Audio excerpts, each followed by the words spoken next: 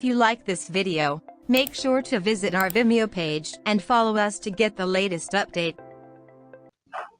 So today will be a module 1. So in the module 1, if you see the content which I received, obviously it starts with master data, but I will not start with the master data, because if you start with the master data, what are the different features of transport management that gets that will obviously be has to cover first of all, because when we start with the overview part of any transport management, it is very important to know why we have transport management in today's supply chain process.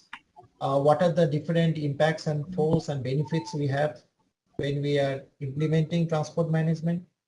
What are the features and scope and also the deployment options we have for transport management? So these are the different features and things one needs to know before you actually go deep dive into the system. Okay. So today we'll try to cover that part so that you can have an idea of what are the pillars and components that makes up transportation management. So when I say pillars and components, like if you are out from background, you know, like we have got 4 different pillars, right? Like for example, we have purchasing, inventory, account determination, and logistics LIV process. Similarly, for SD also, we have some pillars like starting with order management, delivery management, shipment. Okay. Similarly, in TM also, we have got different pillars and process components that fits to the end-to-end integration or end-to-end scenario for TM. Okay. So before I go into it, first of all, let us understand what is the implication or importance of transportation. So anyone want to basically based on your, because I think all of you are quite experienced in the supply chain process, why do you feel transportation is important in today's supply chain? Anyone who wants to start with the, I know I'm asking the question straight away, but maybe more question means more interaction. So if you'd like to add something to that. Why transportation is important?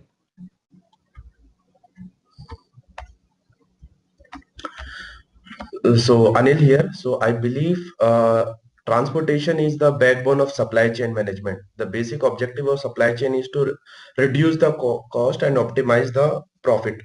So if you have like well-defined and good transportation, this is help us to reduce the cost. And also we can, cost is not always about in terms of money, it is also in terms of time as well. So having a good transportation, optimized transportation will save money as well as the time. This is my understanding. Yes, I think you're going a very good answer. Anyone wants to add on it?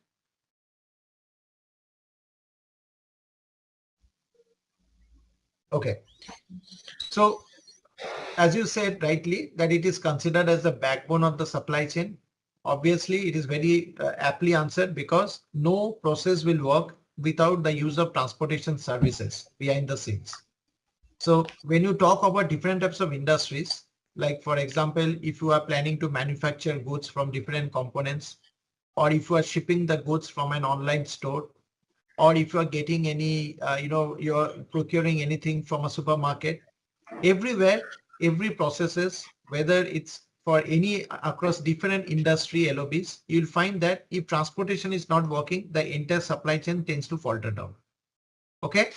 And transportation is such an important component, because it's not only about, delivering or moving your product from one point to another, but it is also about meeting the different types of commitments from different customers, right? So if a customer is telling me that I want a product on this date at this location, it is very important from the shipper perspective that I need to make arrangement for the products and goods to be delivered to the customer, right? So to able to daily procure your goods or sell your goods, okay, you need a module which is actually responsible for making the goods movement from a point to point. So whenever we talk about transportation, it is very important that it's always a point-to-point transfer. So when I say a point-to-point transfer, that means it always pertains to location, because today transportation always has 2 different points. Point A means is the source, that means from where the shipment originates. And point B is the delivery, where the shipment has to be delivered to the customer. That is the final destination location. So throughout the entire content, you will see that I'll be using source location and destination location as the concept or as the terminology. And whenever I talk about source location and destination location, it is not only about transportation management, it is also talking about SAP Transportation Management also. Okay. So today, managing transports are done across multiple modules. I don't know whether you have heard about it's not, although SAP is considered as a market leader, but there are different software products which have been launched in the market. Like if you talk about Oracle, if you talk about JD Edwards. So these are the different software modules which have been implemented in the market in order to track and trace the entire transportation process. The transportation process is not only the movement of the product. Transportation process will also ensure the movement of the product respecting the capacity of the resource. So when I say the capacity of the resource, that means you need some means to move the transport, right? So if you're moving from point A to point B, you may use a truck. Or if you are doing any type of long distance haul or long distance shipment process, you need a sea, mode of transport, sea or vessel to move it across. So it is very important that whenever the transportation process starts, you need to know the means by which the transportation needs to happen. So if I now just rephrase the definition of transportation, it is actually the movement of your cargo from source to destination using a specified means of transport. So these three things, source location, destination location, cargo, and means of transport. So these four dots make up your entire transportation process because all are very tightly integrated with each other. And without this, the transportation process cannot be realized in practice. So if you see my first slide, so in my first slide, you see that there are different types of, the shipper, you can see that. So before I go into it, anyone wants to highlight who are my shippers? Anyone knows who is a shipper?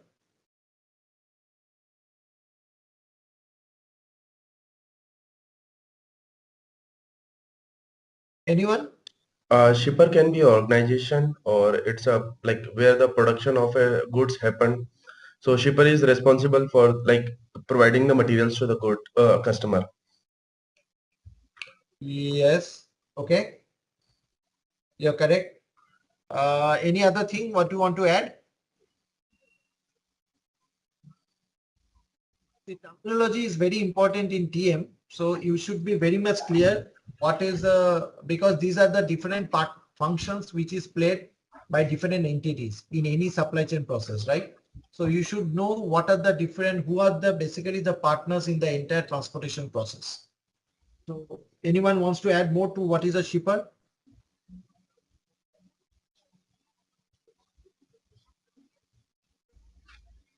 No one.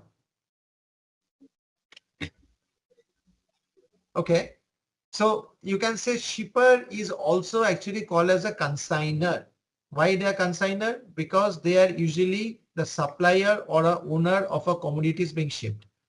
Okay. So if I am supplying or if I am owning a particular commodity which is going to be sent across to my customer, then I am a shipper. So whenever you are working for any shipper scenario, okay, and whenever transportation management is being used, please note that a shipper scenario always needs to trigger the shipment process using ECC, right? So you use the ECC as a source system to trigger any shipper scenario. So that's why you see in the figure in the left hand side, if you see my shipper is there, and from the shipper, this is pointing to suppliers. This is pointing to logistics providers. This is pointing to customers as well as carrier. So all the entire transportation process, which originates from a shipping point or from a shipper scenario, is actually interlinked with all these other business partner functions. Obviously, for example, supplier. Why supplier is important? Because supplier is my vendor location. And whenever any type of movement of cargo happens from the vendor location to my receiving plant, you can use transportation management. So that is also called as an inbound freight.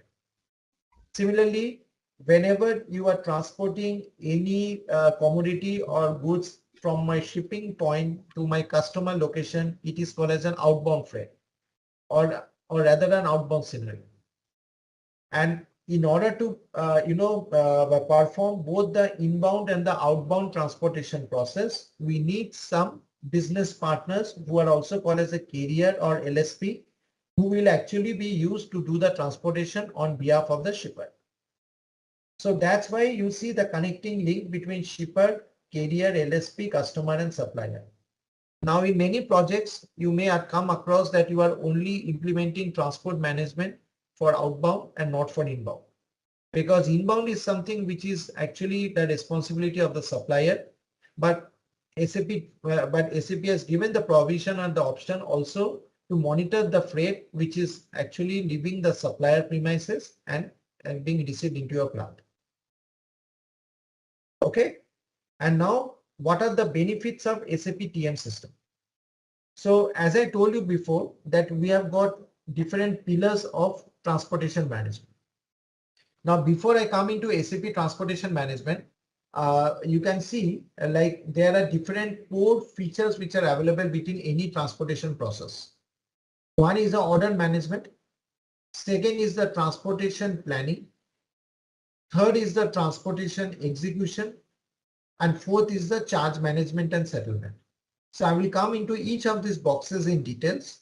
But when I talk about the different pillars of transportation management, I'm talking mainly about these 4 pillars. Okay. And these 4 pillars are so integrated with each other in TM. That's why, without these pillars, TM will not be able to execute it end to end.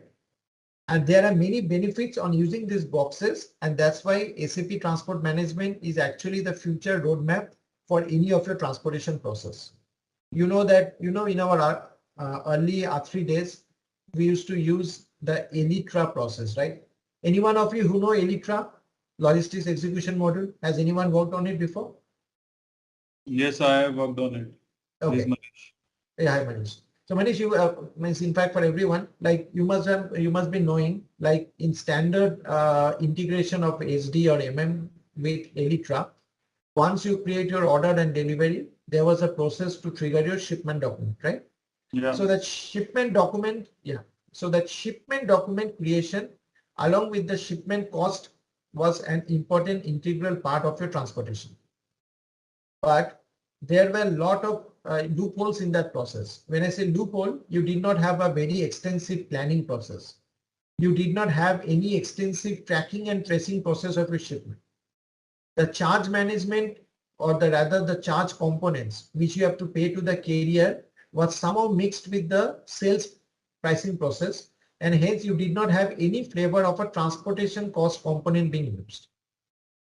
In addition to that, there were a lot of integrations involved. So I'll talk into all these details, where there are a lot of integration you need to connect with different other system, other components of SAP, which we did not have in ELITRA.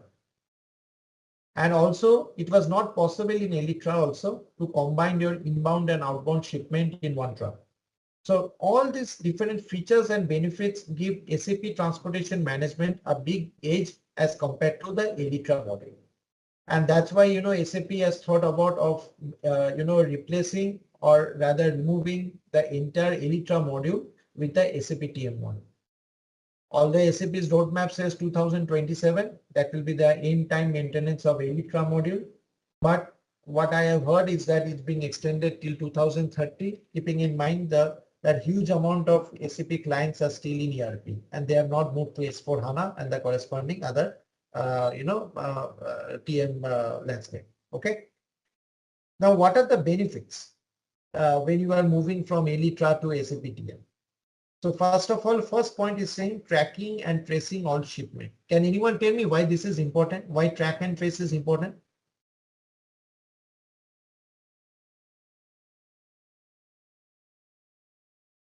Anyone?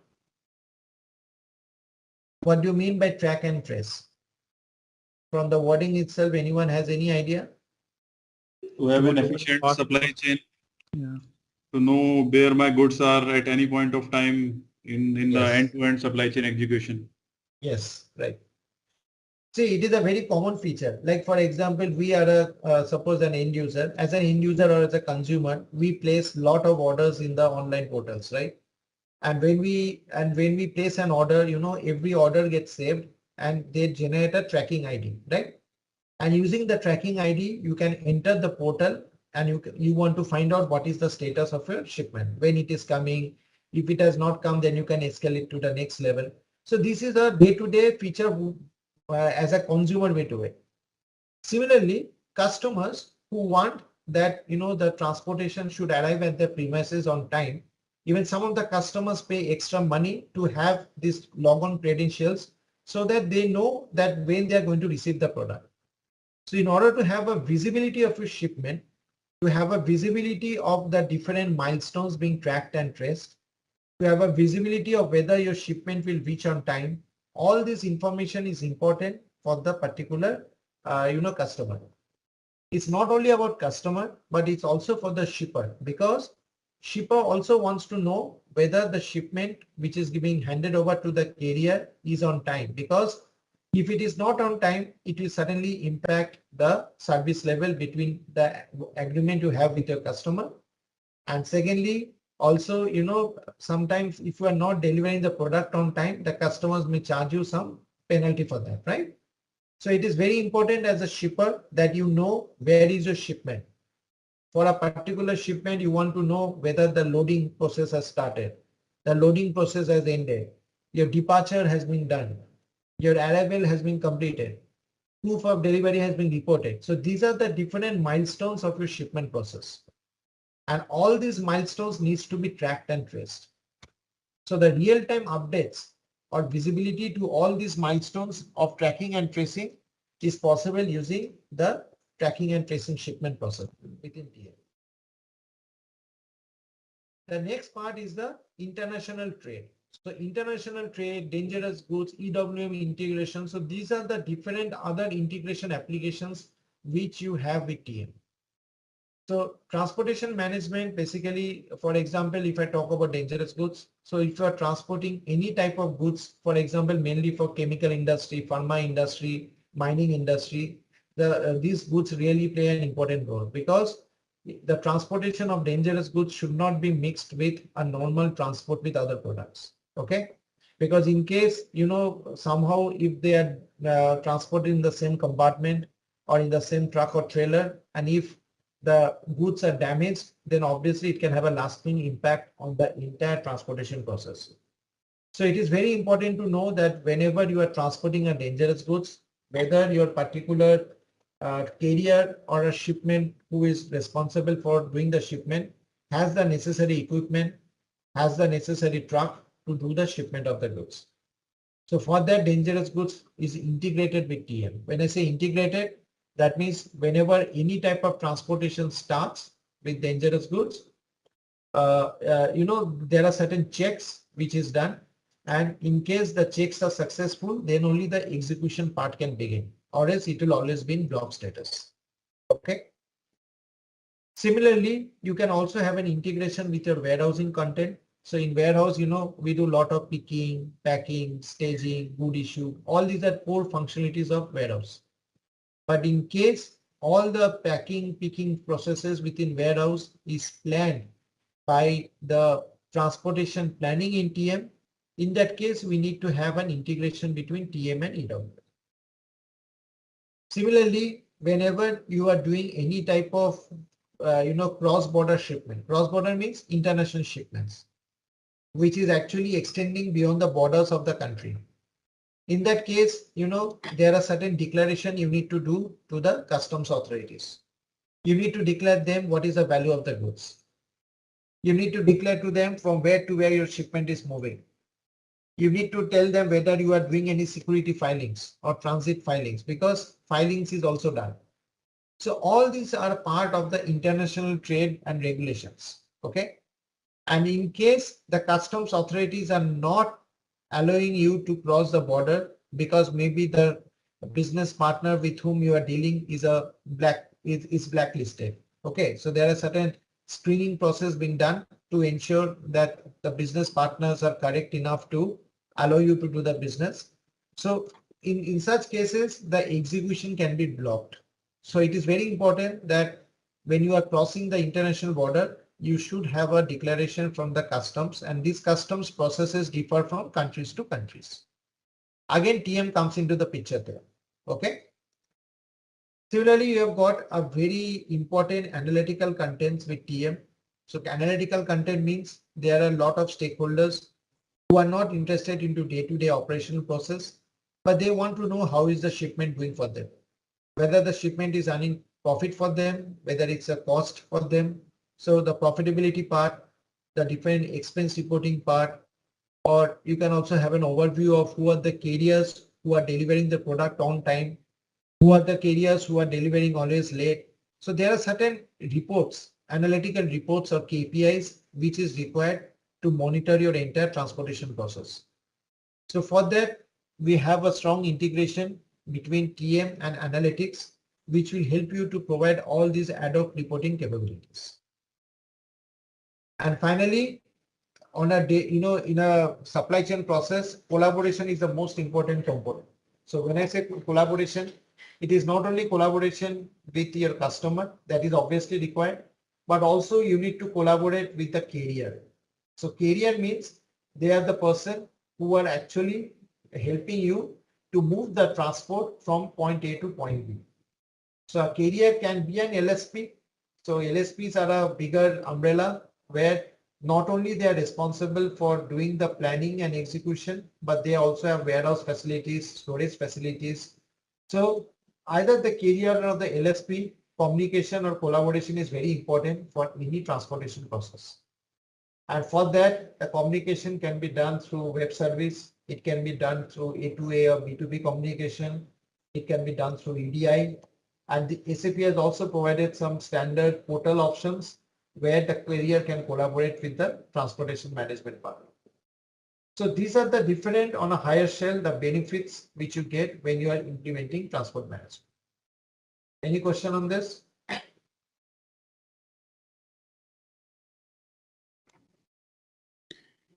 I have one question. Here, LSP, I understand that it manages transport and it also has warehousing facilities to manage the supply chain of the shipper.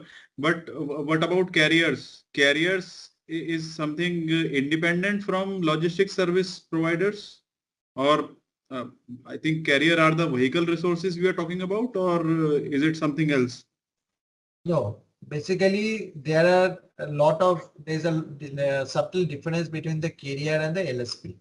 So when we talk about, for example, you are a customer, okay, and suppose, or I am a customer, I am transporting my goods from Germany to US, for example, and I want DHL or FedEx to transport the goods on my behalf, right? So what you will do, you will call up the customer service of DHL and DHL will do the transport on your behalf. So if you see in that way, DHL responsibility is the core business is the transportation because they are selling transportation service. Okay. So they are also, maybe they don't have the assets with them or they may have an asset, but their main purpose is to not only pick up the goods and deliver. Their main purpose is to entire plan the transport, execute the transport. They do all the custom documentation, custom clearance. Okay. They do also a lot of brokering services. They are also responsible for storing the product in case, the pickup and the delivery time window is violated. So in other words, LSP is at a very much higher level. And sometimes, there are LSPs who are actually also working in closely with shipper to plan and execute the entire shipment. Okay. So such is the power of LSP. But when we talk about carrier is something, so a LSP can also be a carrier because ultimately responsibility is to do the transport, right? But the carrier in terms of, final performing its functions is not as much huge as compared to LSP. So what are the carrier? Carrier like the forwarding agents. like if you see in any Elytra module, you have carrier in your shipment document. Their main responsibility will be that, okay, once a shipper has created an agreement with them, they will just come and pick up the goods from the shipping point and they will just deliver to the customer location. Okay, so the amount of work, the amount of, the responsibilities of a carrier is much less as compared to LSP. So LSP's work is a different industry. Okay, they have a different industry which is also called as a freight forwarder industry. But when it comes to carrier, the main objective of carrier is to just pick up and deliver the goods. Okay, I have one more question over here. Many a times we have heard about the word 3PL, 4PL. What exactly is that? Is that logistics service provider or where exactly we see that in this process? Yes, in fact, I have a slide on that. So maybe if you can just hold your question for 5-10 minutes, I will answer that. I have a slide for that. Fine. Okay. Fine. I'll just answer that. Any question on this slide before I move into the next slide?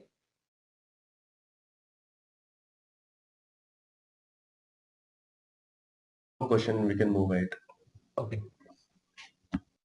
Okay. So if you see here that there are basically 4 pillars, if I say in that way, for transportation management.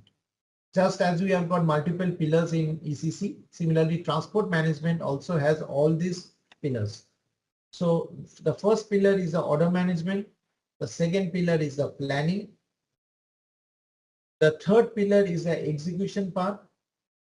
And the fourth pillar is the charge management part.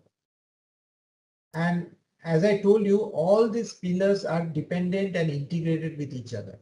So you cannot leave one aside. Obviously, execution is something which you can still, do it without it, but the other parts you cannot leave without it. So when I will explain to you, you will understand why this is important.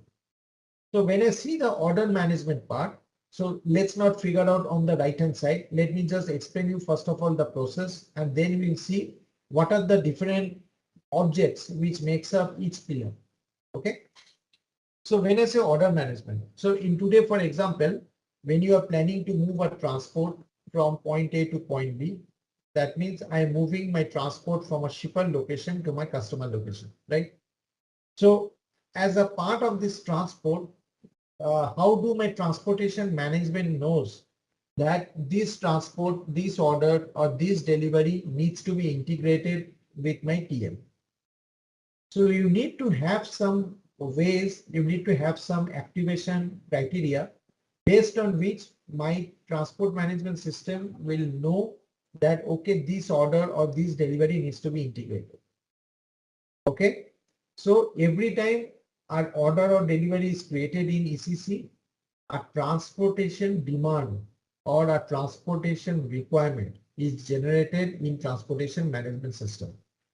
And that is what we call order management. So for example, if we're talking about purchasing scenario, sales scenario, subcontracting scenario, or consignment scenario, various other scenarios where your order or delivery is in place, it may be that out of 10 orders in the system, you only want to integrate TM with 6 orders or 6 delivery types, because maybe the third party order need not to be integrated in TM, or maybe the consignment fill up process is not required to be integrated with TM. So what are the different orders or deliveries for which integration is required? That is called as an order management. And this order management is actually triggered from different documents. If you are considering a shipper scenario, so that's where you can use sales order, purchase order. You can also do it from delivery. But if you are considering an LSP scenario, so LSP do not require ERP documents to start off. They generally start their processes with forwarding order. So based on these different order or delivery documents, the requirement or the demand for generating a transportation process execution is done in the order management. Okay. Any question on this order management part?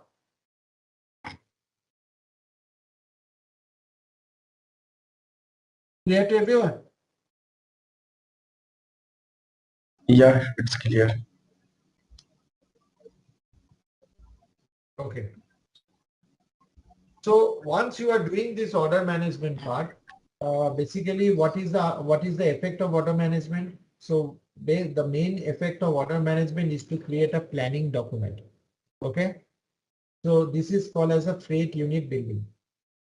So the freight unit building, or rather the freight unit, is the object which is technically created, which will actually tell you that my transportation order and delivery has to be integrated with TM. So this freight unit actually answers three questions: what you are going to transport, where you are going to transport, and when you are going to transport. So these three questions are answered by my freight unit. The freight unit is always created automatically. So they can be created once the order or delivery is created and saved. And once the freight unit is created, that will trigger my subsequent process in TM.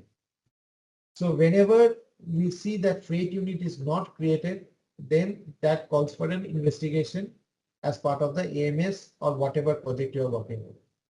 Because unless a freight, because as I told you, it answers three questions, right? What you want to transport. That means whatever product is there in your freight unit, that product information needs to be captured there. Where you want to transport. That means I need to have my source location as well as I need to have a destination location in my transport management system in freight unit. So my source location is really my shipping point from where the shipment originates, and the destination location is my customer location where the shipment needs to be delivered to. So under the planning section, we have a freight unit creation required. And this freight unit is also called as a planning document because the planning will start once the freight unit gets created. Okay. So when I say planning, so any questions so far from anyone? Could you On just the, repeat this freight unit building concept once again, like yes. how it moves from order management to planning? Yes. So for example, when I'm creating my freight, unit, so let me just show you in the quick in the system quickly. Okay. So suppose I'm creating a sales order. Okay. Sorry.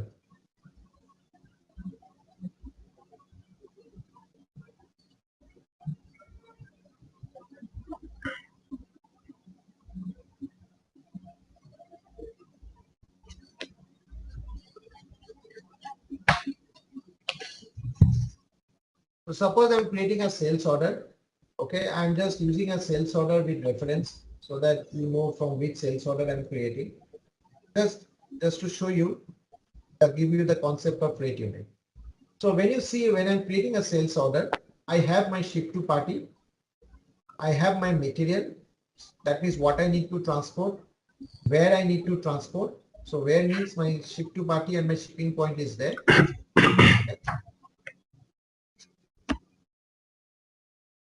This is my shipping point. Okay. And then when I click on save, okay.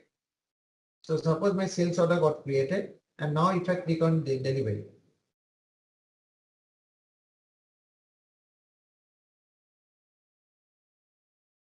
What is the date I used? Just 1 minute.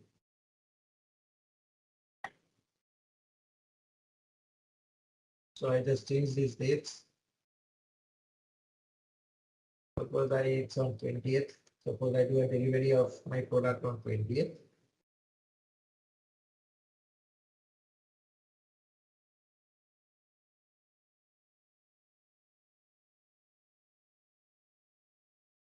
I do a delivery on 20th.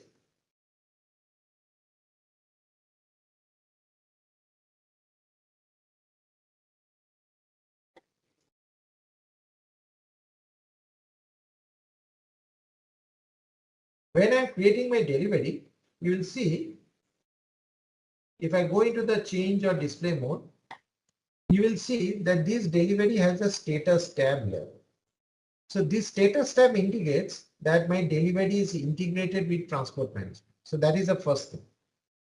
Now, when I go into details of this tab, so when I click on this TM status tab, for example, I click on this, I will see automatically my freight unit got created. So this freight unit, as I told you, is the starting point of your transportation requirement document in TM, because unless a freight unit is created, you will not get to see from where to where my transport should move. My transport should involve what material and on which date my transport should move. So all this information is there in my freight unit. So freight unit is also called as a planning document. So if you see here, this is my source location. This source location is my shipping point. This destination location is my ship to party. And this is the, the dates by which the delivery has to be done. And this is the, basically the, the product or package which we need to deliver. So without a particular freight unit getting created, so if you see here, you get a stage. Stage means from where to where my shipment needs to move. So the freight unit is a document based on which the entire shipment process originates. That means it's still on a planning phase. I have not done any physical movement, but I need to send this information to my transport planner so that he can start planning for the shipment movement. So that is what is called as a freight unit. So one question here, is freight unit more or less like a replica of the delivery document in the transportation management system, or is it also adding any more information at this point in time? So yeah, so freight unit basically, I'll not say an exact replica, but it actually captures transportation relevant data from delivery documents, if I say in that way. Okay. So because in a delivery document, you will have many data which is more related to the order management part. But at the same time, because delivery is something where your goods movement is planned to occur. So for transportation process, so the transportation relevant info from delivery is passed on to this freight unit. So a freight unit can also be created from sales order. So I will come to that part later on, whether a freight unit can be built from sales or can be built or should be built from delivery. That is a different question. But answering your question, all the transportation relevant info from your delivery is captured in a freight unit. And the freight unit is always created automatically. And this freight unit is the thing based on which your transportation planner does the planning. So he has to plan the movement of the product that is possible only through the freight unit. Okay? Uh, Thank you. Yeah, any question? yes, I have a question here, Anil. Anil here. Is this freight unit is editable? Can we edit after a freight unit is created in this Yes. document? No, no. When I say edit, like, can we add any source location? Can we alter the source location, destination location, anything which we got it from the order management? Can we do that here? So source location should not be changed, because if you are changing the source location, then the business objective of creating delivery and freight unit gets lost. Because when you are creating a sales order or delivery, your shipping point should always be the source location. Okay. Now, if you are doing a picking from any other point apart from your shipping point, okay, then that must be reflected somewhere, right, in the document. So SAP has given the option where you can always select the stage. So answering your question, it is possible to change the locations. Okay, you can select the select the stage, and you can always insert additional stage or insert any other stages. That is also always possible. Okay, that you can always do it.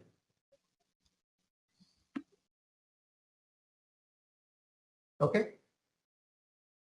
And there are a lot of other information which you have in freight unit. So once I come into freight unit, I will go field by field level explanation to you so that you can understand why freight unit is so important. Okay. And later, are you also going to explain the integration part of it, like how this is triggered from Yes, ERP yes. and okay, okay. Thank you. Everything. Yes, yes. Everything. I'll be covering.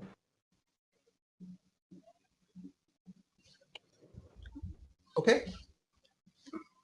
So this freight unit is actually created based on a freight unit building rule. So there is a rule which will define how many freight units will be created. So that rule can be that whether the freight, so suppose in one delivery document you have got 10 different products. Okay. Now whether you want to create a single freight unit or whether you want to create 10 different freight units per delivery document, that is entirely defined and set up by the freight unit building rule. So this freight unit building rule is very important because the entire build up of your freight unit is controlled by the freight unit building rule. And this freight unit building rule you can always see in the freight unit. Okay. So now once my freight unit is there, now my transportation planner comes into the picture as part of the planning process. What he has to do? He has to plan the freight unit. So what is the objective of planning? The objective of planning is ultimately to create a shipment document. Correct? So in order to create a shipment document, basically you need to check how my freight unit is to be moved to my final destination location. Which is the route I need to consider for my most cost optimization process. Which is the preferred carrier I can use so that my freight unit reaches on time. In case costing is my main criteria, I should select the cheapest means of transport or resources available. I can also do always a check if my freight unit is relevant for dangerous goods or not. So all these different checkings, which are the resources who are available to transport the freight unit, all these things are part and parcel of the planning one. So planning is very important in TM. And if you see, there are two inputs to planning. The first input comes from freight unit and the second input comes from the master data, which is nothing but it's your resource. So resource and freight unit are your input to my planning process. And whenever you are doing the planning, the output of planning is your freight order and freight booking, which is nothing but it is a shipment document. Because unless a shipment document is there, you cannot physically move the product, right? So till planning, it's always in the planning. That planning means there is no physical movement of a cargo as of now. So you are just generating the planning processes so that I know which shipment, which freight order, which carrier, which means of transport I should use to do my physical transport from my shipping point to my customer location. And this planning part is actually done in a planning tool called as a transportation cockpit. So transportation cockpit is the planning tool for TM where you physically plan your particular freight unit and create your freight order or freight booking. Okay. And this planning can either be manual or automatic. So manual planning means basically interactive planning, and automatic planning means it's a planning done by the optimizer. Optimizer is an engine which does the planning for you. So either you can adopt a manual process or you can use the optimizer to do the planning on your behalf. But irrespective of whatever planning you want to do, the ultimate objective of planning is to create your shipment document, which in your Elytra word, it's a, which in TM we call it as a freight order and freight booking.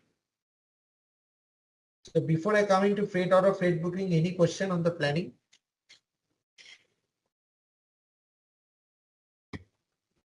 So I can see that freight order and freight booking and planning, there is like two-way communication. So to and fro communication happens.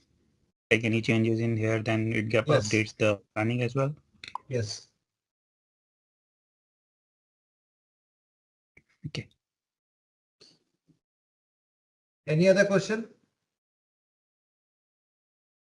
Virendra, I have a general question over here. So what is the difference when we talk about SAP TM connectivity when we are integrating with SAP ECC versus S/4HANA?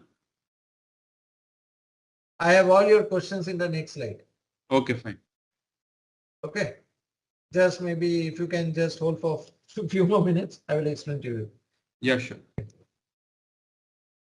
why I'm spending more time on this, because once your flow is clear to you, it will become very, very easy for you to run transportation process. Okay, because that's why I always stress more on process, because technically setting up and running is not a big job. Okay, because all of you are from SAP domains, but running and knowing the process is very important. Okay. I hope it's okay. Planning, everyone is comfortable.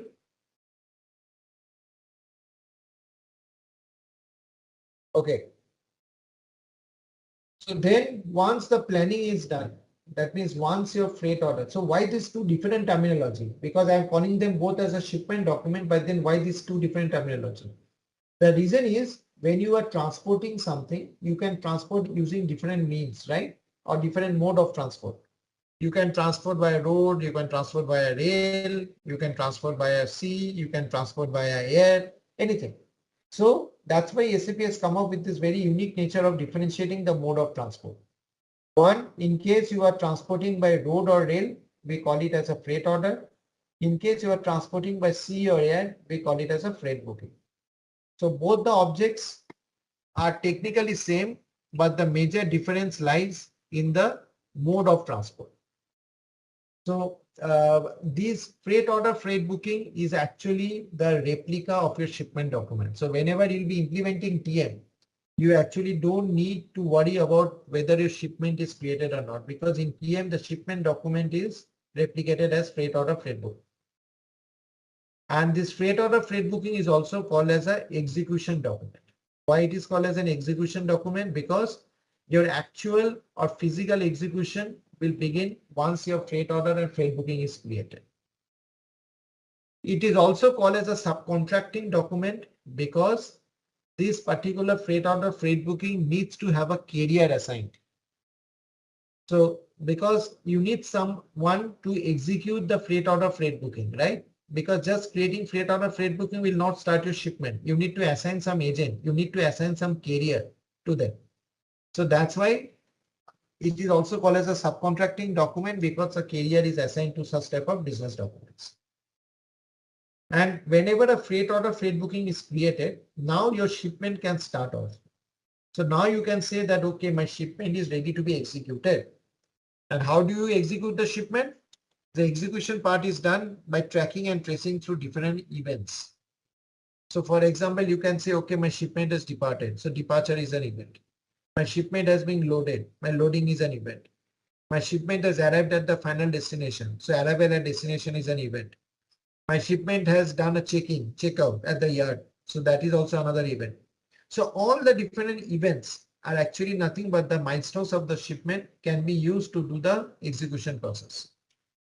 You can also specify in your shipment document or your freight order whether your load plan is being done so that your integration with EWM can start off.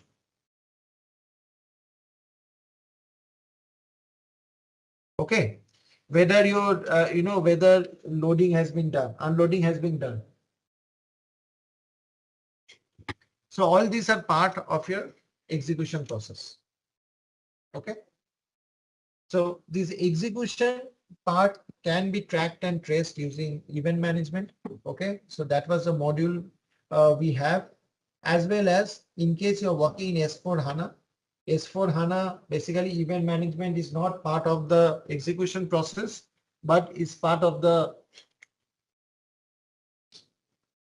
is also part of the, since EM is not part of the S4HANA. So there is a cloud-based solution which SAP has launched called as an LBN. So LBN is also called as a logistics business network. So through the LBN also you can actually track and trace the shipment process. Okay. So the execution and and subcontracting is again a very integrated process which starts with your freight order and freight booking. And once the freight order and freight booking is created, another important activity which takes place is that how much my carrier will be paid, right? That is an important part, because this freight order freight booking execution will be accepted by the carrier only when they feel that the amount paid to them for doing the transportation service is okay as per their expectation. So there should be a freight agreement created beforehand with that particular carrier so that once my freight order is created, the charge calculation happens automatically. So that's where we come into the fourth pillar, which is the charge management and settlement pillar. So every freight order freight booking with a carrier assigned must have the charge calculation done automatically based on the agreement. And within an agreement, there are certain other components which basically helps you to decide the total charges. So called as a calculation sheet, rate table, scale. So we'll come into these terminologies later on. But you can say this is the pricing procedure. And the pricing procedure actually helps you to determine how much prices you have to pay to the carrier for their transportation service. So once my charge calculation happens in my freight order and freight booking, then the final the final step is to create a settlement document. So settlement document is like your shipment cost document. So shipment cost document, as you know, captures all the charges from the shipment document and then it goes to an accrual, right? The same process is done by the settlement document. So you see here, there is a settlement document called as a freight settlement. Don't be confused with the word forwarding settlement. This forwarding settlement is for an LSP scenario. For the carrier, we need to create a freight settlement document from the freight order. And once the freight settlement document is posted, it will create a service purchase order and service entry sheet so that you can do a three-way match using the invoice verification process. So all the charges that needs to be paid to the carrier flows into the service PO. Then in the service entry sheet, you can see the cost accounting document, the material document. And once that is done, then you can perform the invoice verification process in ECC. So the only thing what you need to understand here that freight settlement does not do any account determination. There is no GL account postings which is done in TM. All the different accrual postings, your GL account postings, your OBYC setup, all still follows the same process to be done in ERP. So ERP, all the account payable process is triggered. But for the triggering point of accounts payable is the settlement which is done in TM. So with this, the entire flow comes to an end. So if you see, you have order, that means you have placed the requirement for TM, you have done the planning, you have done the execution, and now you pay the carrier and you settle up the books of accounts with. Any question here on the end-to-end flow? Within Alok this side, I Yes. do not see shipment anywhere in this flow. Is it because Yes. it's part of ECC we are not talking about, or it will be like, Yes. is So I will it answer. important? Yeah, Yeah. I will answer your question in two different ways. So if you are working in S4HANA, okay, we don't need any shipment document because shipment document will be obsolete very soon with the, ultimately the, once the maintenance of Elytra is done, you'll not be able to see any shipment document in the SAP landscape as well. That is the main reason why SAP is replacing Elytra with SAP TM. So you don't need to have two different shipment documents for the same processes. So it will Okay. be a freight order and freight booking, which will ultimately be used to replicate to shipment.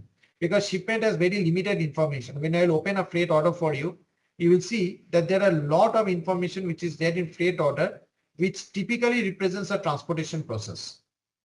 And if you basically see the roadmap of SAP TM, and I'm quite sure all of you follow different journals and supply chain magazines. So as per the Gartner report, SAP's transportation management is a leading software solution. The reason for that is because of its integration capabilities. Because ultimately for a transportation guy, the shipment is the most important part for him. And this freight order is integrated across multiple applications within TM. Okay, so that's why if you are using TM, you don't need to bother too much about shipment document. Any question?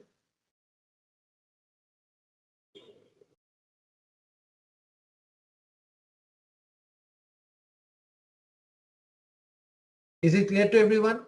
The end-to-end flow?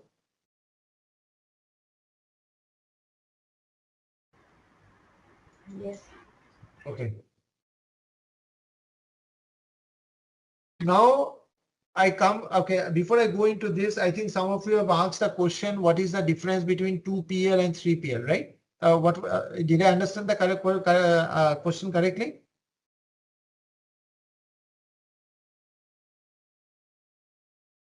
That was the question different?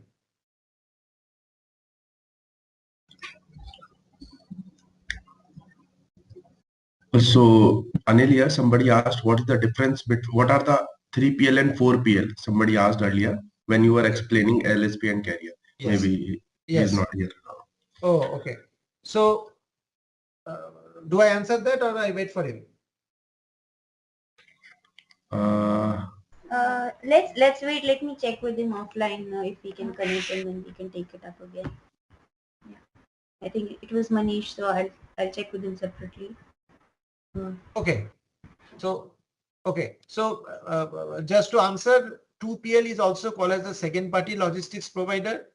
3PL is called as a third party logistics provider, and 4PL is called as a fourth party logistic providers. Okay. So there are different bifurcation based on different functionalities which they perform. So as I told you, when you are talking about LSP, now this, whatever I have spoken to you as of now is all shipper. Okay, I have not spoken anything for LSP because for shipper, transportation is not the core business. But when you come into the LSP scenario, if you see the main difference lies in the order management, rest all are same. So LSP stands for Logistics Service Provider. So they basically provide management and execution capabilities to shipper and other LSP. So besides the shipping functionality, this provider will also handle inventory, warehousing, packaging, and security functions for shipment. Now, the differentiation into different groups, that is your 2PL, 3PL, is completely dependent on what type of functions they are performing. So when I say 2PL, so 2PL means the LSP companies will directly execute transportation and logistics process for others using their own capacities and capabilities. That is, they will use their own fleet and storage capacity to directly execute the transport and the logistics process. So that's why sometimes the 2PL is also called as a carrier. Okay. Clear? Now, when I come across 3PL, so the 3PL and 4PL basically don't usually operate on their own fleet.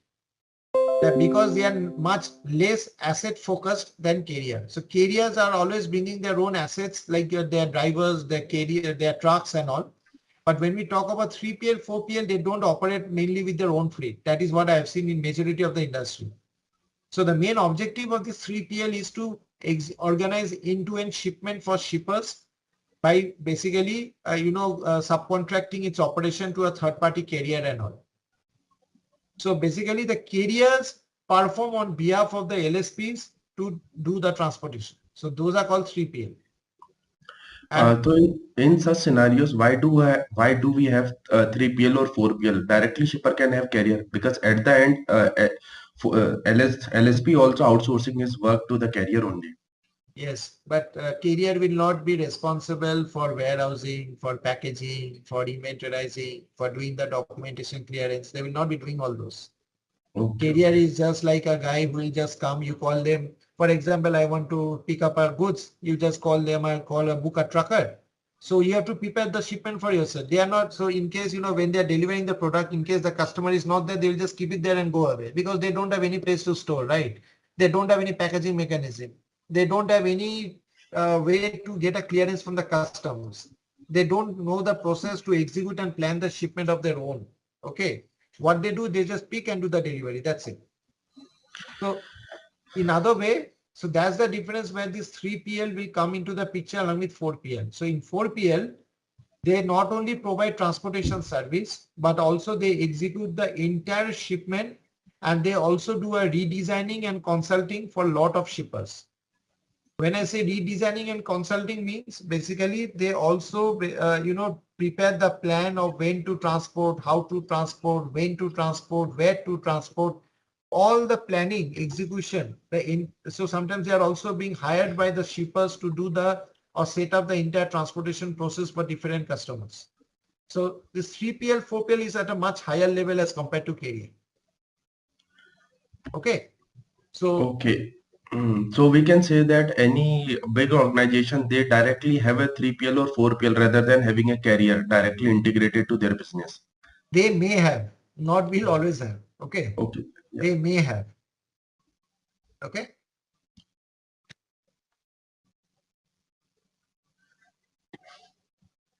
Now I come into this part where basically, this is little bit a technical thing. The reason is when we talk about, nowadays the buzzword is this one, like S4HANA, right? Obviously, today or maybe after a few days, you have to move into this platform. Okay. So that's why SAP has come up with different types of deployment options. It is very important to know this because if you are not sure about different types of integration, what SAP offers in terms of S4HANA and all, basically it is not going to help you. The reason is after a few years down the line, anyway, you have to be in S4HANA, right? So if you see this is basically the first version of S4HANA which started with SAP Transport Management. Although we started with 1610, but basically the more releases came in 1709.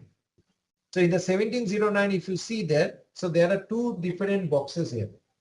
So in 1610, SAP released the basic shipping, okay? And this basic shipping basically had the code line of Elytra. Okay, so when I say code line, these the basic functionalities of Elytra were still visible through basic shipping. There are very limited functionalities you can do using TM at that time. But with 1709, what SAP has done, they have added one more box called as a professional shipping. So these two are actually licenses. So whenever you are using basic shipping, so basic shipping is always focused and it is applicable for both S4HANA as well as Elytra. When you are coming into professional shipping means it is actually the S4HANA advanced license part. That means all the functionalities of your standalone transport management is available in S4HANA. So that is why if you are using a basic shipping license, you don't have to pay any extra fees. But if you are using any advanced license, you need to pay extra fees to the SAP. And in the long-term view, actually, you will not be using Elytra. So we have removed Elytra from the picture. All will be done based on S4HANA TM. So that's why when I say, so SAP in terms of Elytra, means Elytra module and S4HANA module, there are few changes, differences in the model, in the functionality wise, you can say in terms of usage wise, in terms of end user experience, there are a lot of changes which you have. Also, in addition to obviously simplification. Okay, simplification is another reason why the S4HANA product is there in the market, right? So for that reason, we have this differentiation. Okay. So that's what I have specified here, that there are two licenses. One is a basic shipping license and another is an advanced shipping license. So in the basic shipping license, you have the basic Elytra module still available, which is to be used by the customers. But when you are moving for the advanced license, every business user or company has to pay an extra amount for using this functionality. So they require a specific license, okay? And for that, per license wise, SAP charges you some licensing fees amount for that.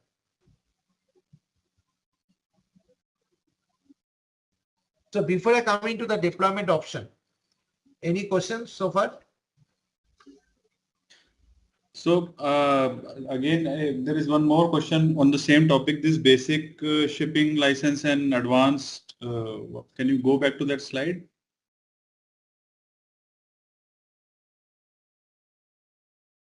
Yeah. So basic shipping and professional shipping. So do we also need to have license for basic shipping, you said? No. If you are in S4HANA, okay, you will get this license automatically. You don't have to procure any license for that. Okay. So okay. Do we have to, when we have basic shipping license, we will not have TM functionality into, so basically embedded TM means in the same box, I will have TM functionality if I have professional shipping license. Is that the statement? No. So basically what happens when you are planning to install S4HANA. So, okay, by default, nowadays you will have SAP TM as well as SAP EWM in the same box as S/4HANA. Okay, that is one thing. So in the same server, you can access both TM as well as ECC. Now, which functionalities you can access without user license, that is defined by basic shipping and advanced license. So with basic shipping, you can perform very, very limited functionalities. Like for example, you cannot perform advanced planning. You cannot perform advanced charge calculation. You cannot perform any TM to EWM integration. You cannot perform any load planning features. So there are a lot of constraints you have when you are going with the basic license, because basic means it is just creating your particular freight unit. It will just create a freight order and a very standalone settlement process, and then it will create your service for service integration. That's it. Okay, that is a basic license. But if you want to do a planning, if you want to do an automatic planning using optimizer, if you want to do certain type of map-based planning, load planning, if you want to do certain type of features such as integration features, okay, in that case, it will not be support. So if you want to have the support of those features in your S/4HANA, in that case, you have to use the advanced license. Okay. So I will send you a document where you can see what are the features which are available for basic shipping as well as advanced shipping. Okay. Okay. There is one more thing which I wanted to ask. So if somebody like installs this go for S/4HANA setup, do somebody needs to mandatorily have this basic shipping setup? Means somebody has to have this TM basic setup into the place, or can it go with so basic shipping and Elytra are complementing each other? Yes. Or okay, so basic shipping also has some TM functionality. You said basic setup like freight order. Yes. Yes. Basic shipping you already have it. So somebody has to use that basic functionality. Okay. It's not mandatory. Okay, that's what I wanted to ask.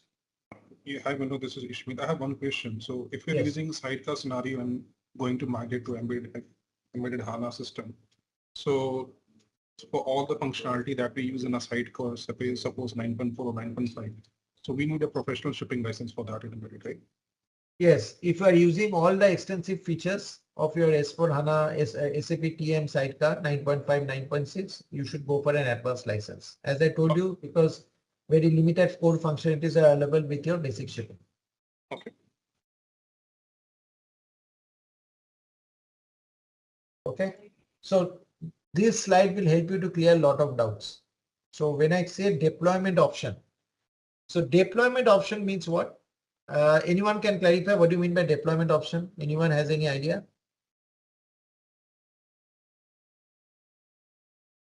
What do you mean by deployment option?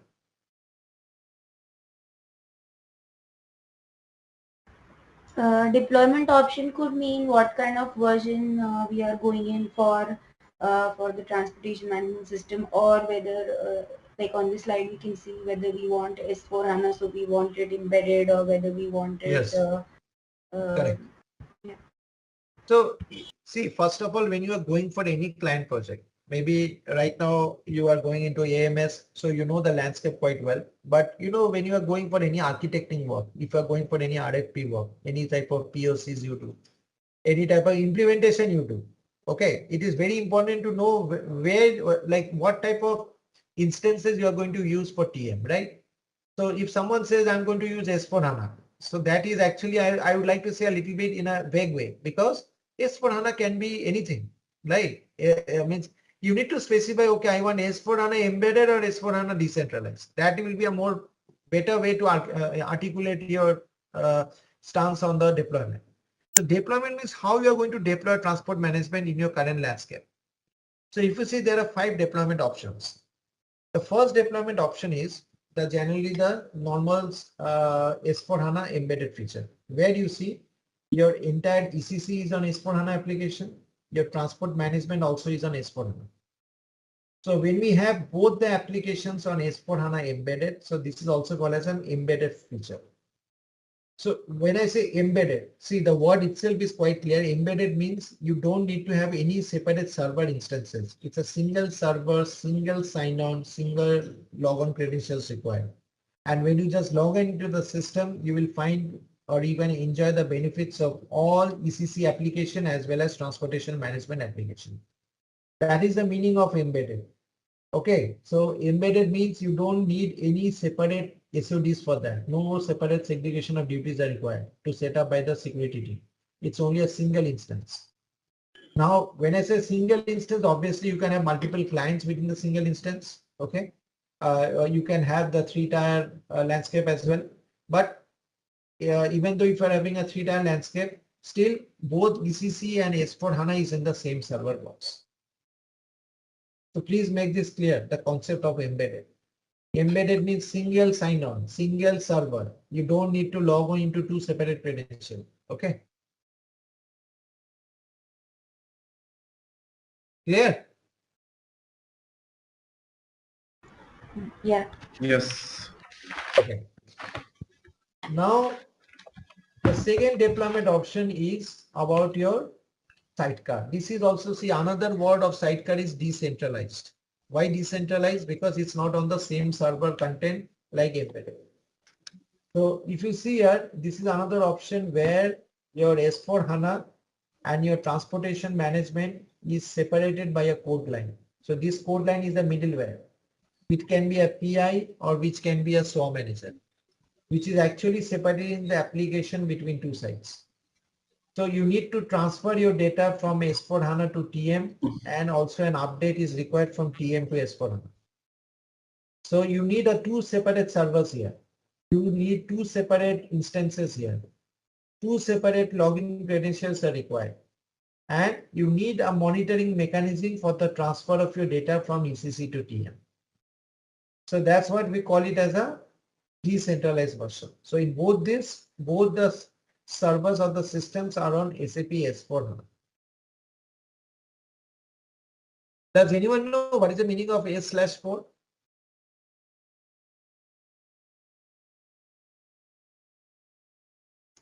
S/4. Yes. Simplified for HANA.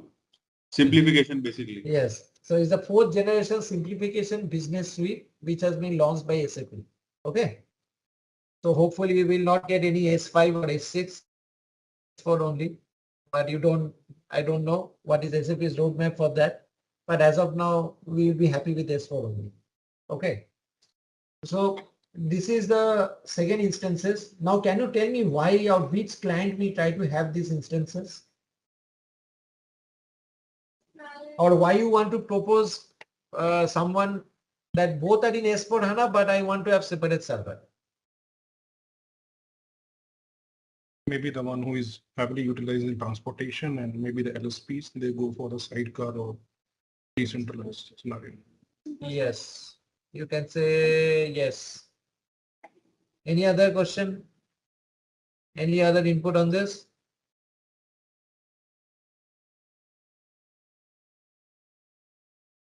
See, this scenario comes into the picture when suppose, so there can be 2 variants to that. One variant, your SAP, your ERP client is already on S/4HANA, but you want to have a separate server of SAP TM because you don't want to have the same release cycles of your implementation for both the systems at the same time. So first of all, I want to have a stability in my ECC system, then only I should go for the implementation of S/4HANA for TM. That is another one reason maybe.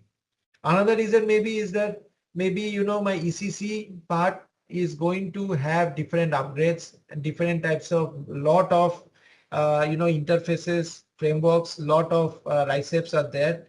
And for that, I don't want to mix that with my TM because TM I should go for a standard best practice business suite. Okay. So some of the other clients is that then why to in that way, why should I basically merge and mix both the applications in one? Because I have first to stabilize my ECC and then I should go for transport management. Or I don't want to mix my TM and my ERP application developments in one server so that to put extra load on the server. So that's why they do a segregation. So the segregation has to be understood from client's perspective. You can put your viewpoint, okay, because you'll see a lot of benefits are there when you are into S/4HANA. That I'll come into the end of the part. What are the benefits? But the thing is that you need to understand and make them feel that, okay, if you are using S/4HANA embedded, this is the benefit. If you are not using, then what is the rationale we are not using it? So you have to do a little bit of, your as-is scope study as well. And you see that what are the things which is there in embedded, which is not there in S/4HANA sidecar. All these things will actually help you to make up the decision. Okay. Then comes the third instance. In third instance, we keep the right hand side instance same, but the ECC part is still in the old business suite, R3 ECC 6.0. So it can be of any HANA or it can be of any database. So in that case, what will happen? Sometimes this is the major scenario we see where currently the current client has too much of developments or enhancement done in your current ECC processes, and you don't need to migrate to S/4HANA as of now because you are doing some due diligence studies. You need at least a 1 year or 2 years stability to do all that. But when you go into the right hand side, in the right hand side, you can see the transportation management server and system. So there you can actually see, okay, my ECC is going to take time, but I need to implement my TM. So what I will do with my TM? So let's take TM on the latest technology only, which is a S/4HANA. Okay. So that is the third option you have. Now the fourth option you have is just the reversal of 3. So in case of this, your S/4HANA ECC is in S/4HANA, your TM is not in S/4HANA. Again, this is the thing which comes into the picture where you are perhaps working both on a long-term basis or where none of them were on S/4HANA, and now you have upgraded your SAP ECC system to S/4HANA. So the 3 and 5 are actually reverse of each other.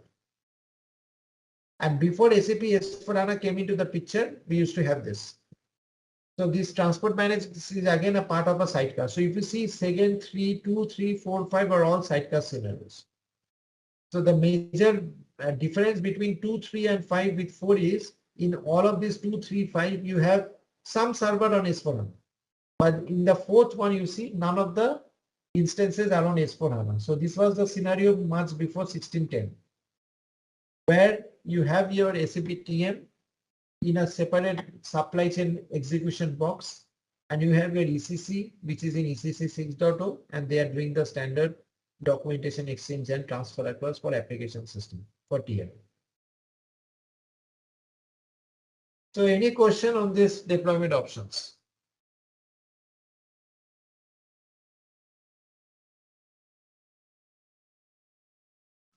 No questions, sir. It's clear. So so now my question to all of you, what should be your selection criteria based on which you should decide whether it's sidecar or embedded? So it, Anil here, so it depends on the business requirement and client requirement and their budget as well. So if they have budget and they want to move into S4, then we can do that. First, we will migrate our SAP TM to S4, then slowly we can migrate ECC server as well. Okay. Yeah, you are right somehow.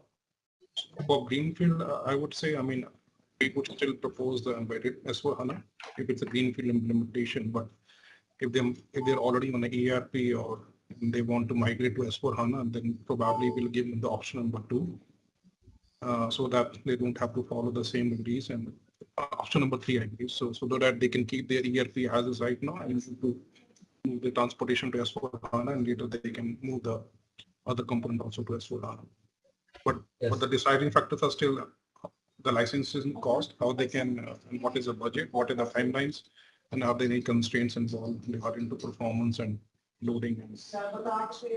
Yes, you're right. So basically, see, on the day 1, so when you are working on any type of proposals or solutioning work, obviously it is not possible to understand the requirement, all the requirements, right? So what you have to do, you have to first of all understand that, okay, whether I'm going to use the sidecar or embedded.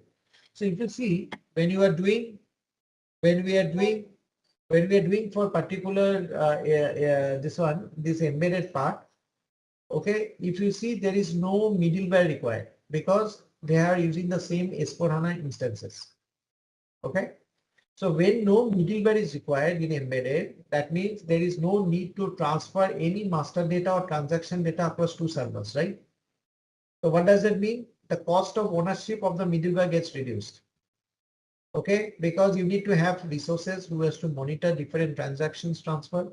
You have to also require the middleware to be kept up in order to transfer the master and transaction data, as well as any type of error messaging are there, all the alerts, lot of communication to and fro happens. So if you see, this is a more simplified data model, what we call in SAP's terminology, simplification, right? So that simplification is achieved to a great extent when you are using S4HANA. That is the main pros. Because if you are going in a decentralized, you need to send your master data from your source sender to receiver. You have to transfer your transaction data from sender to receiver, and all these are in a particular middleware. So you can use PI as a middleware, which will map your web services from your ECC to TM, or you can use SOA manager as a direct communication between TM to ECC. So obviously, and also SAP is also basically advocating hard to move into S4HANA embedded so that you don't need to think about a separate server maintenance.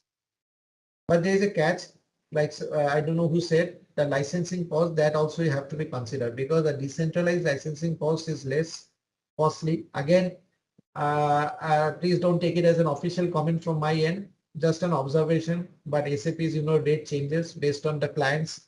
Because if you have a very strong client who has been using SAP for the last 15 to 20 years with a lot of licenses, obviously the cost of the advanced license is drastically reduced.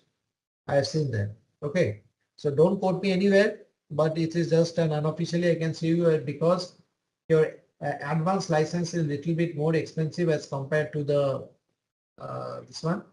So sometimes decentralized version can be opted out, but recommendation should always be to go with the standard, this embedded part, because that is what SAP is also advocating for.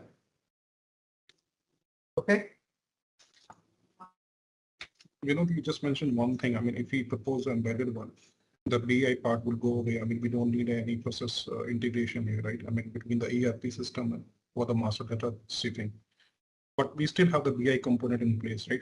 If we need to connect to the external Yes. servers. So External, the licensing part is yes. still there, right? No, see, the thing is that it depends on what is the application usage of the particular TM. If you are having too much of interface, see, anyway, whether it's decentralized or embedded, any type of external, any type of B2B communication, you need to have a middleware. So this what I am telling you in terms of A2A application, where A2A, that means both the applications are in the same SAP system.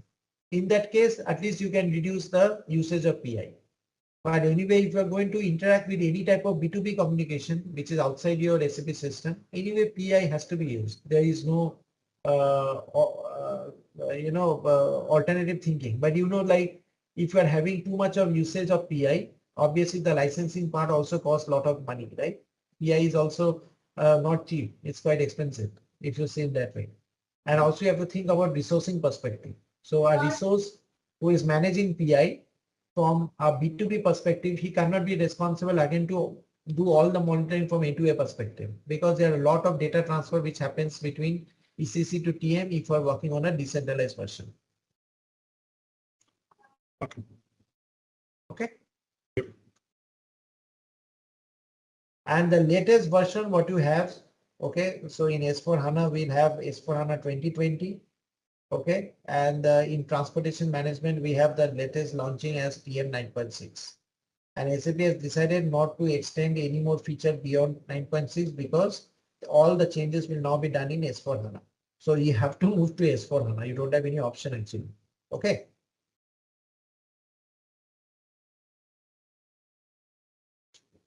So I now come to the TM integration architecture. Please don't be misguided with this terminology TM 9.4, 9.5. Just forget the version now because the version keeps on changing. Okay.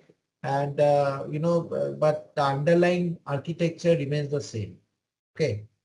So so if you see here, you can directly seeing the architecture on an overview level. That's where TM comes heavily on Elytra. because Elytra is not actually, has not adapted itself to talk with so many modules. It can talk with the shipment processes, but it cannot talk with different other modules with the same flexibility framework which TM has. That's why, because SAP's roadmap is TM, so all the new features, functionalities, developments, the custom products, enhancements, all this being done on TM only, not on Elytra. SAP is not funding anything on any type of new releases and core functionalities on Elytra. Okay, so be careful on that. So don't basically recommend TM now for any type of the shipment process, because that document will anyway be wiped off after certain years down the line. Now when I say integration architecture, so what do you mean by integration architecture?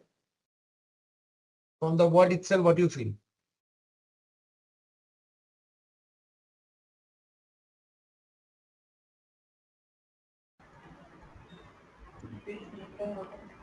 It's TM integrated with other SAP. Yes. Just one thing I needed to tell you.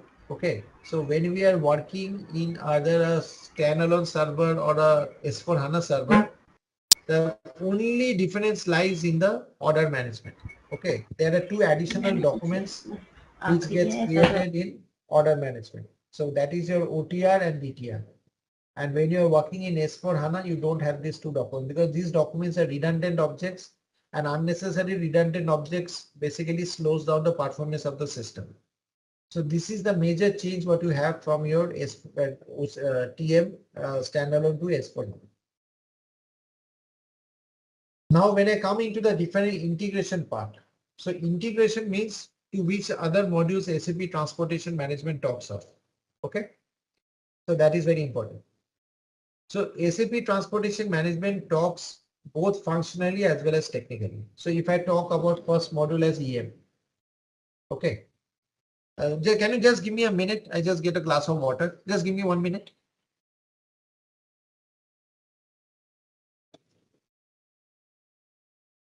Yeah. Am I audible? Yes, yeah. Okay. So when I come into the integration architecture, so as part of the integration architecture, first integration we'll talk about is event management. So event management is the tracking and the tracing module. So in any transportation management processes, I have, in fact, later on, I have some structure or flows on event management. So let me show you. Yes. Okay. So whenever you are going to monitor any type of business events means, for example, you want to monitor departure, you want to monitor loading process, unloading process, proof of delivery, arrival, check-in, check-out. So these are different milestones of any processes in transportation management. Okay. So in order to do that, okay, you need event management as a module in order to integrate with TM. Because unless the event management is there, so you can also live without event management. First of all, tell me that event management is not mandatory, but event management gives you real-time updates. It gives you an exception management feature. Exception management means, for example, if your transport was supposed to come at 6 p.m. but it is not able to come at 6 p.m. So that means there will be a delay, right? So because of the delay, it will impact the entire planning of the other subsequent process. So in that case, you need to send an alert to the corresponding transportation planner or the operational guy that, okay, my transport is going to come after 1 hour.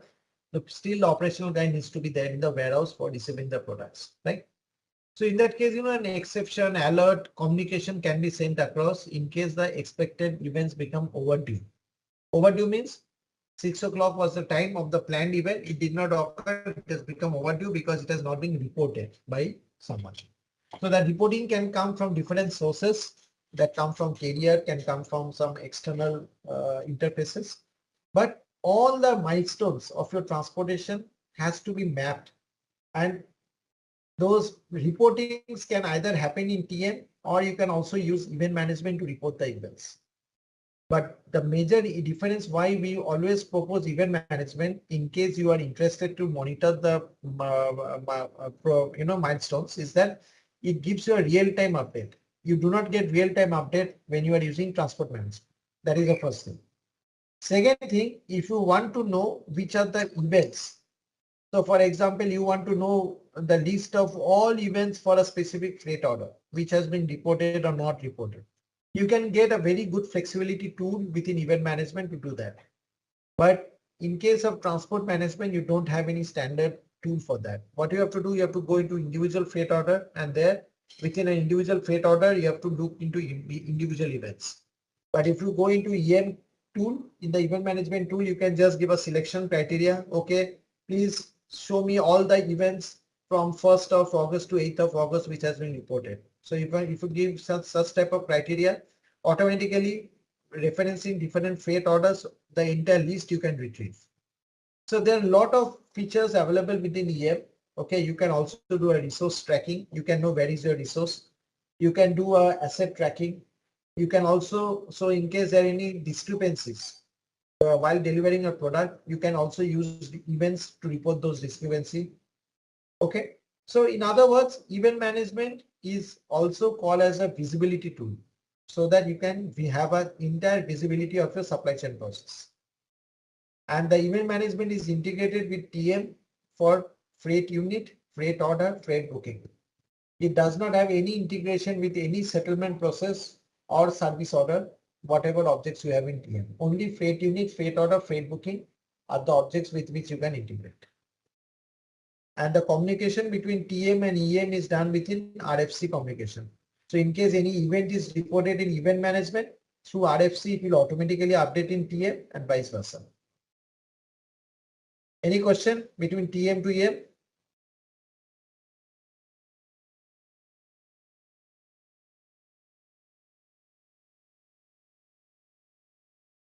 Clear to everyone? So EM is also available in the embedded version, or it has to be taken as a separate server? It has to be taken as a separate server. Okay. But you know, we do have some EM configurations available in Yes, TM but it does not 9.4 and 9.5, right? No, yeah. So that is there. See, there are two ways by which if you are working, okay, I talked about S/4HANA, but if you are talking about decentralized, see, you can have a SCE box, supply chain execution box, and the supply chain execution box can have TM, EM, EW. That is one way. Okay. Another way, if you're also working in S/4HANA, you will see still the configuration, but because we don't have the event management within your S/4HANA, okay, that's why even though the configuration exists, but it does not work.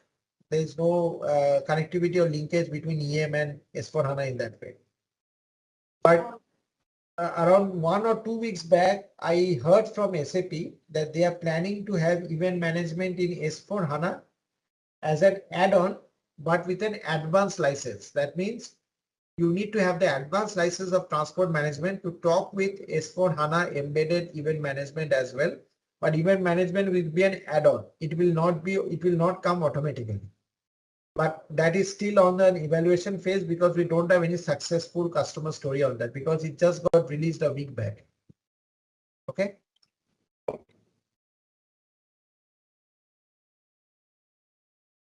The next part is the EWM. Has anyone worked on extended warehouse?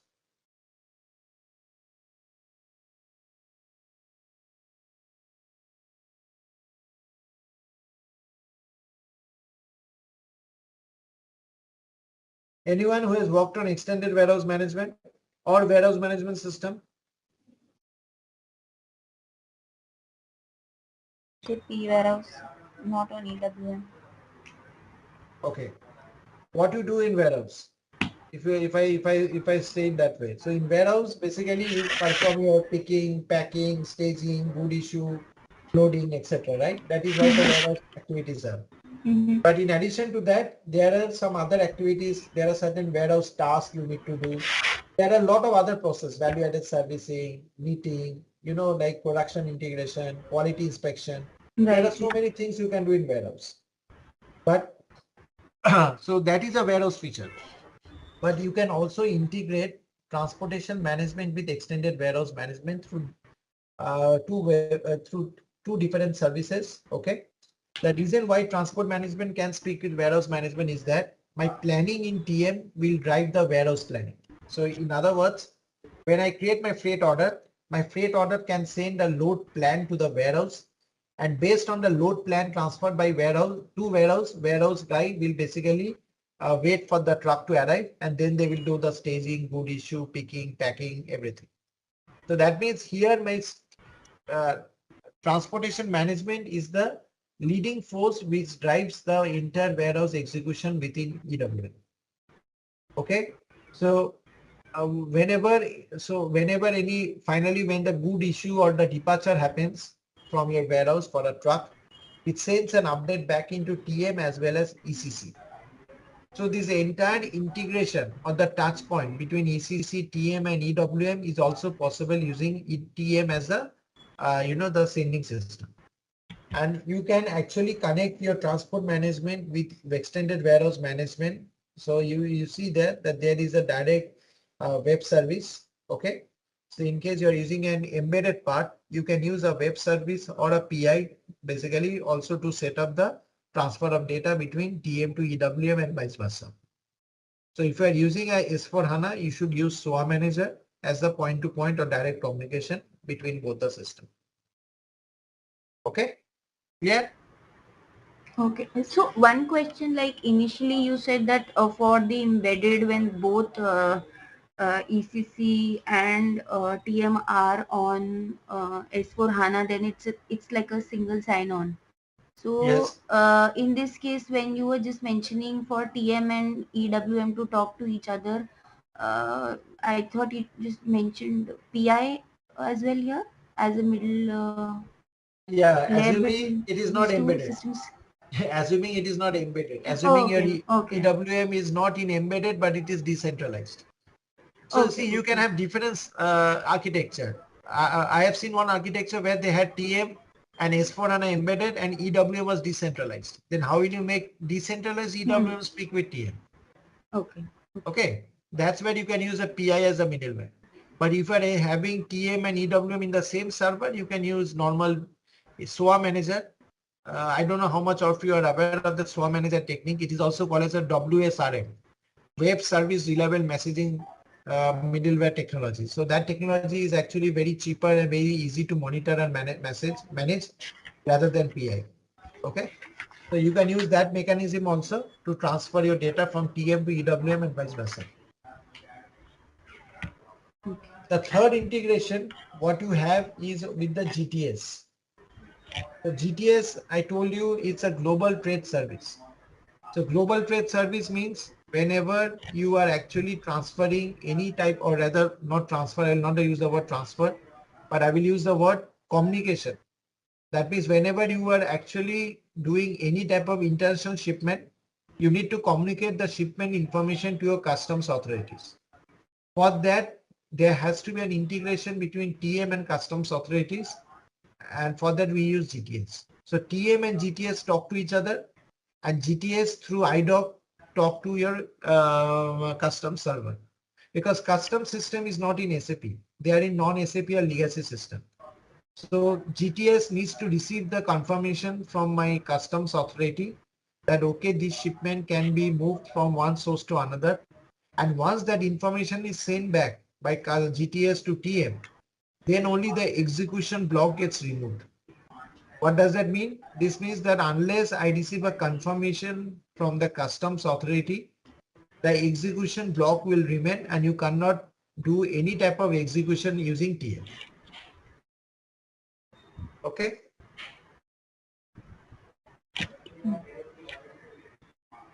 And this GTS can talk with, again, by two different things.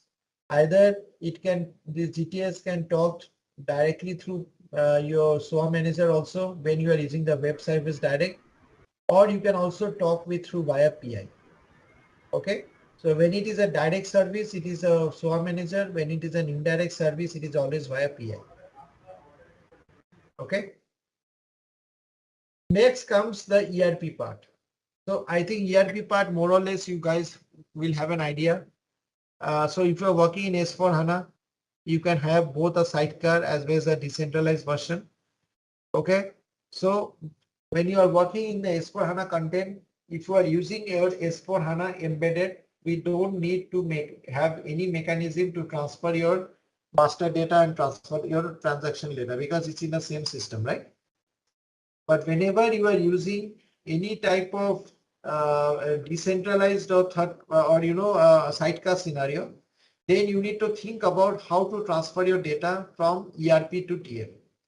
So that's where you see there are two websites. There are two options. One is direct, where you can use your SOA manager to transfer your data from ERP to your TM, and second is your indirect method where you can use PI. So PI has lot of services.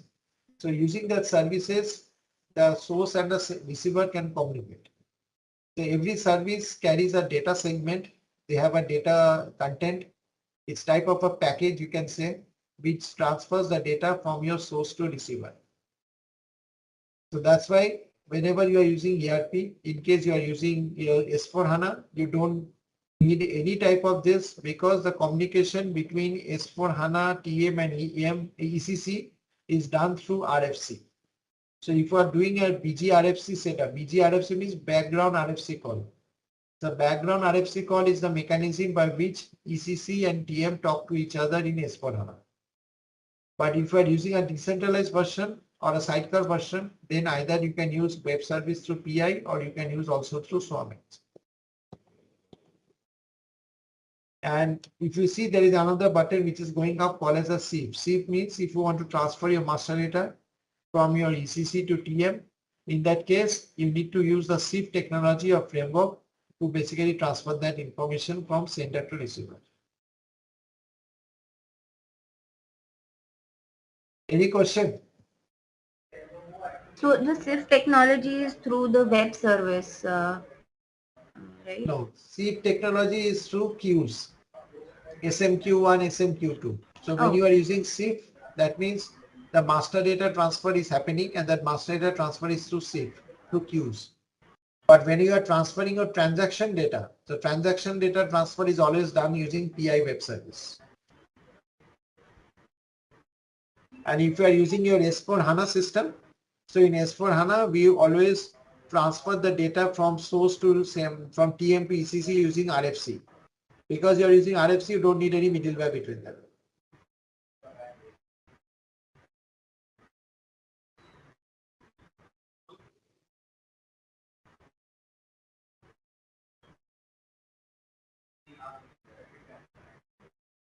Okay, any question?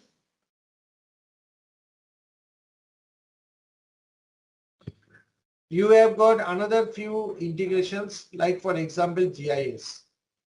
So GIS stands for Geographical Information System. The Geographical Information System means what? So for example, if you want to send the latitude, longitude, altitude for a specific location and to be provided by a specific service provider, then you can integrate that Geographical Information System to TL. Because based on the Geographical Information System, the latitude, longitude, altitude can be determined for a particular location. And then it will help you to maintain the actual distance and duration taken to cover a particular transportation process. So that's the usage of GIS. But if you are using a GIS, basically like Nokia or other service provider, you need to buy a server or license for them to interact with them. So in case you are using a GIS, again, the integration of GIS can be done through web services direct, or if you are using an indirect via, if you want to do indirect communication, you have to do it via IGS. And that IGS talks with TM using RFC. Okay. IGS would be? Is an integrated geographical system or indirect geographical system. Okay. And the most important part here is this optimizer. So as I told you in the 4 pillars of TM, that you can do the planning part either manually or automatically, right? If you remember this. So when you will be doing the planning part can be done either manually, that is your interactive planning, or automatically. And as part of the automatic planning, so in that case, you need to have the optimizer in the system. So this optimizer is the engine. You can say it's an engine which runs in C++ language, and that engine actually does the planning for TM. So you have to install an optimizer if you want to do all automatic planning. And automatic planning is a lot of functionality is there, but many clients don't use optimizer. I'll tell you what are the different constants we have later on. But many clients is still especially for transportation business, because you already have a predefined carrier, predefined charges to be paid. So why to invite an engine which will do the planning based on the data? So in case some data changes, then your entire output gets changed. So that's why many clients still wants to go with the manual planning rather than automatic planning. But if you want to do automatic planning, you have to use optimizer, and the version is 13.0. Rather the latest one is 14.0. Okay. So this optimizer is not inbuilt within TM box? No. And it is only available in advanced license, not with basic license. Okay. Okay. And the regular TM, which is means non-S4 TM, it also needs to connect separately with optimizer, or is it inbuilt within that? No, see, whether it's standalone, whether it's this one, you have to always install optimizer. Okay. Optimizer is a component. Okay, so that component installation has to be done irrespective of what version you are using. Separate license is needed for this optimizer. Yeah, for S4HANA, yes. And if like TM is connected through ECC, then also Yeah, if it is connected through ECC also, that is the standalone you were saying. Okay, in that case, I have seen, see, optimizer installation and connection is not very complex in terms of license fees. Also, it's quite very negligible. Okay, so depending on the client, you know, sometimes SAP do not charge anything, even if you are working on your standalone server. But if you are working in S4HANA, and in case you want to have the advanced license, then only you can get optimizer with that paying of additional cost. okay. Similarly, you can also have and that connection or updates is based on RFC. You can also have an connectivity with ADS. ADS, I think all of you know that in case you want to do any printout of any forms and all, the Adobe forms, in that case, you have to build up an RFC with the Adobe server. You can also have an integration with BI, BW. So in case you need to perform some analytical analysis, in that case, the business information warehouse content can be used there, which is called as a BI and BW.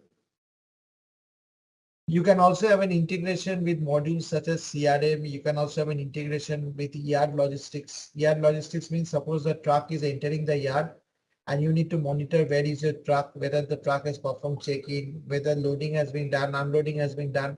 So the entire movement of the truck within the yard can be integrated between TM with yard logistics. So if you want to have that, then you can also have an option to integrate with yard logistics as well.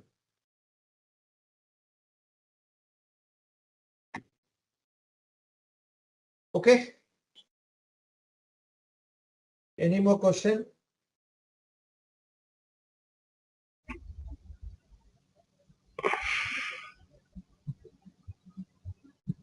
Clear to everyone?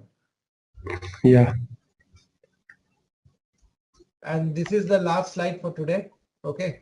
Because tomorrow onwards we start with the org structure. So there is a slide which is called as a terminology. Why I have included this slide? Because sometimes, you know, because we are all from ECC background. So sometimes it's very important that it should stuck in our mind what those particular business objects does. So when I say business object means where the different transactions are taking place, those are called business objects. So there are a lot of business objects in TM. So if I talk about, you know, if you remember, I told you about OTR. So all of you know about this sales order, purchase order, stock transfer order, right? So these are also called as this generates the transportation demand. So all these objects are actually representing sales, procurement or transfer, right? And so the demand in your TM is actually raised based on these methods. Okay. Then you have got other objects called as an OTR or DTR. So in case of sidecar, what happens?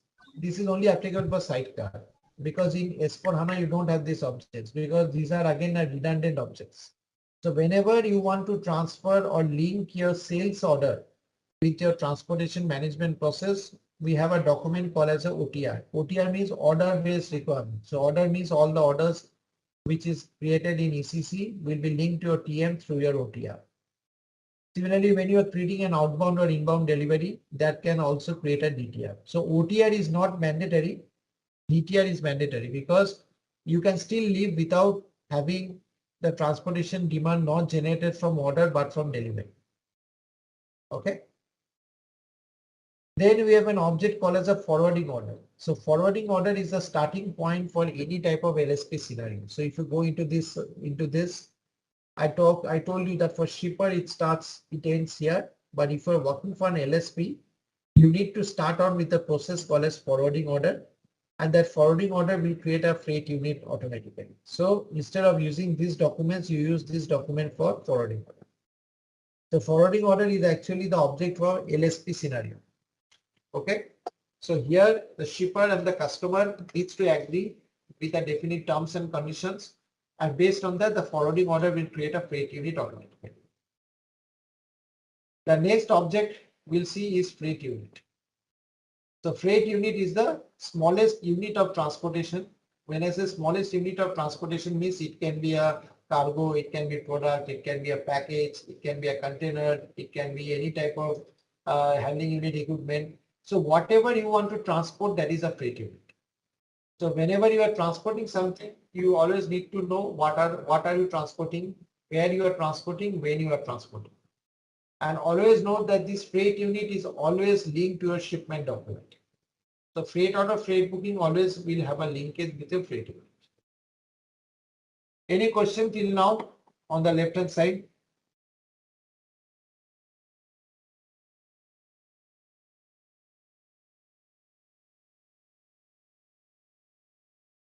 Clear to everyone? Yes. Yep. Then we come to the right hand side where you have some terminologies called as a freight order, freight booking. I think this is quite clear to everyone. So these are my shipment documents. This is also called my execution document, or this is also called as my subcontracting document. So in case you are planning to move your transport using sea or air, we call it as freight booking. And whenever you want to transport using road and rail, we call it as a freight order. In addition to that, we have got some other master data. First of all is a resource. Why resource is important? Because if you are moving your transport from point A to point B, for example, you need some resource to move them, right? Without involving resources, the transportation cannot happen. Similarly, if you are planning to move from port to port, you need a vessel. If you're moving from airport to airport, you need a flight. So all these are resources. So every resource has a capacity, and you need to make sure that the capacity of the cargo which you are transporting should not exceed the capacity of the resources.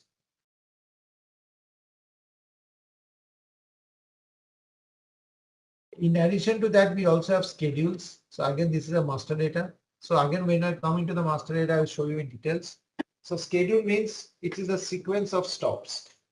So basically, for example, suppose if you are traveling from Mumbai to Hyderabad every Monday, Wednesday, Friday, and you are catching the Indigo flight. So Indigo will have a schedule every Monday, Wednesday, Friday at 9 a.m. to 11 a.m. right? So based on that flight's departure, schedules are created. So schedules will actually provide you an overview of the arrival and the departure date. And by doing that, you can also create a freight order, freight booking from a schedule. Because in a freight order, freight booking, we generally have your loading date, unloading date. So the loading and unloading information in your freight order, freight booking can be captured also from schedule. Because in schedule also, you have arrival date, departure date. And finally, you have the settlement documents, freight settlement. I think all of you know as of now that This is the shipment cost document. So the document which is posted so that your service PO and service entry sheet is created is called as a settlement. So if you see here for a shipper, once my settlement document is created, it inherits all the information from my freight order. But when I'm talking about my forwarding settlement, so forwarding settlement is an LSP terminology which is always created from a forwarding order. So in case, so for example, I am a customer, I want to have my shipment from Germany to USA. I call up DHL or FedEx. I tell them to transport my goods. Now, while they do the transport, I have to pay them, right? So that means if you are implementing TM for DHL or FedEx or UPS, you need to install SAP in their own premises. And because you are getting a payment from the customer, okay, in that case, what I will do, I have to create a settlement document. So that settlement document is also called as a forwarding settlement. So this forwarding settlement is a revenue to my LSP because it will ultimately create a billing document. And freight settlement always create a invoice document. So freight is always my cost and billing is always my revenue. And this forwarding settlement document will always be created with a forwarding order. That means once a forwarding order is created, now I as a DHL or FedEx know how much I will be paid by the customer. So I can do an automatic charge calculation and then I can trigger my settlement process to do my billing document. So these are some of the terminologies you have. So please let me know in case you have any understanding issue of any other topics.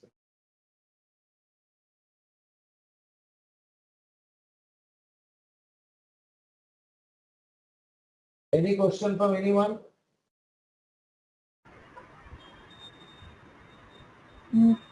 What is the exact, sorry, I may have missed this. What is the exact difference between this forwarding settlement document and the freight settlement document? Freight settlement document, first of all, can be applied for both LSP as well as shipper, and it pertains to the payment to a carrier. So settlement document is the shipment cost document.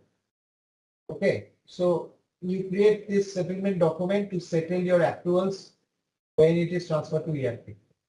But when we talk about forwarding settlement is not applicable for a shipper. It is only applicable for your LSP scenario or freight forwarding industry scenario.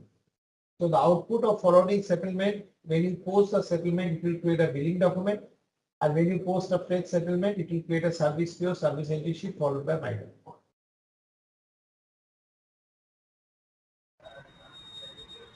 Okay. Thank you. Any other question from anyone? Viren, just to addition to what Kriti asked, like when you said forwarding settlement document will be only in LSP scenario, so it will be posting to other system because LSP might not be having their own ECC because they don't need it. Correct? Yes, it can post in case ECC is not there for LSP, then the posting can happen in other non-ECC system as well. Okay, okay. And I just tell you, LSP is not a very favorite implementation for TM.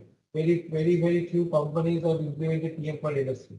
But for shipper, it's the majority, or I'll say maximum for TM is being for shipper. okay, thank you. Thank you for attending the session. I hope you all enjoyed it. Don't forget to visit our Vimeo page and follow for more upcoming videos.